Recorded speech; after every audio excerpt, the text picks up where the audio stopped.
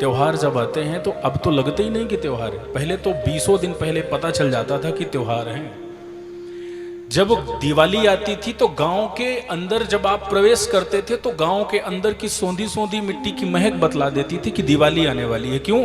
घरों में नवरात्रों से ही मिट्टी खेतों में जब वो जुताई होती थी तो माताएं बहनें मिट्टी लाके उसको गीला करके और घरों के छपाई लेपन करती थी, नवीनता लाती थी घर में। क्योंकि हमारे घर दिवाली होगी, दीपक जलाएंगे, घर में सुंदर नवीन वातावरण होना चाहिए। तो वो मिट्टी की सुगंध गांव के बाहर तक जाती थी। घर घर में महाराज की तैयारी होती थी। और मिट्टी का घर ही नहीं रहा महाराज। आज तो ग्रेनाइट ने, टाइल्स ने, मार्बल ने ले लिया, तो ये सब अब जरूरत ही नहीं रह गई। अब तो दिवाली आने पे महाराज पोंछा ही मारना हो तो बाई को बुलाना पड़ रहा है।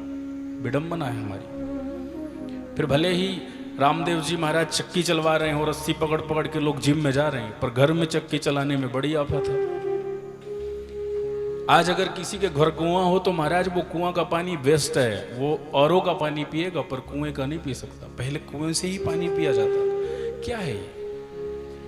मॉडर्न बनने के चक्कर में कहीं ऐसा तो नहीं अपनी संस्कृति को खो बैठे? बत्तियां बुझाने लगे, काटने लगे। कभी भी जन्मोत्सव होता था किसी का तो कोई काटने का क्रम ही नहीं था। ये काटना नहीं सिखाया जाता। ये बात करने का समय नहीं है, पर इसलिए कर रहा हूं कि क्रम ही, ये महोत्सव ही जन्मोत्सव से जुड़ा हुआ है, इसलिए कह रहा हूं। हम लोग केक काटते हैं।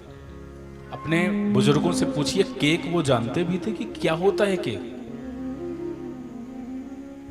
किसी किसी के घर में महाराज जन्मोत्सव आता है तो वो मैं देखता हूं कि एक केक नहीं 50-100 केक रखे होते हैं। वो फलाना लेके आया है, वो उसका प्रे वो है, वो सब महाराज 2-4 टेबल सजे होते हैं। अब बताइए उतने सारे केक खरीदने में कितने रुपए बर्बाद हुए। मुझे लगता है वो खाते भी नहीं है, उठा उठा के एक दूसरे के मोड़े में चिपका और देते हैं थोड़ी देर के बाद। और एक इसमें मैंने घटना भी देखी, आजकल केक में वो कुछ आर्टिफिशियल चीज़ें चिपकाने के लिए सुइयों को लगा लगा करके उसे खड़ा करते हैं। किसी ने उठाया, किसी के मुंह में चिपकाया तो वो सुई उसके अंदर घुस गई और वहीं वो मर गया। क्या कर रहे हैं हम लोग? दूसरा अगर मैं कारण कहूं तो आज ये जो केक और ये जो उल्टी सीधी चीजें आप कर रहे हैं, उसको जो आपने बर्बाद किया, हो सकता है किसी गरीब का 2-4-10 दिन, मैं कहूं तो महीनों घर चल सकता था, जितना आपने बर्बाद कर दिया। हमारे यहां लड्डू बांटने की परंपरा थी। मैं इससे कहना चाहूंगा, काटने की परंपरा नहीं थी, जोड़ने की। टूटी हुई बिखरी हुई चीजों को बूंदी के लड्डू बनाए जाते थे, जो इकट्ठा करके बहुत सारी बूंदी को एक लड्डू का रूप दिया जाता था। मतलब जोड़ने का रूप दिया जाता था।